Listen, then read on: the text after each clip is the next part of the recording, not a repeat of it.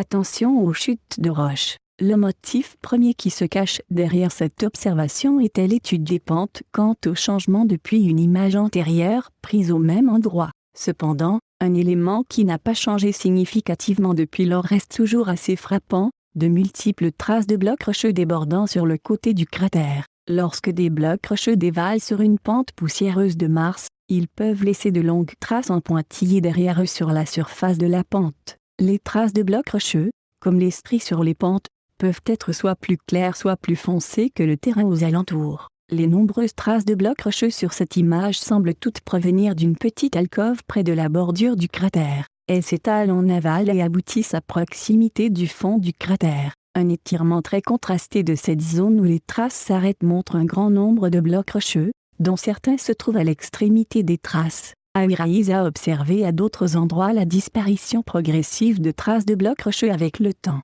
Cela dit, après comparaison avec une autre image prise en mai 2010, les traces visibles sur cette image, prise en mars 2013, ne semblent pas avoir disparu aussi rapidement que sur l'exemple antérieur, et ce malgré un intervalle plus important entre les images. Cela peut s'expliquer par le fait que le cratère de cette image se trouve dans une zone moins poussiéreuse de Mars.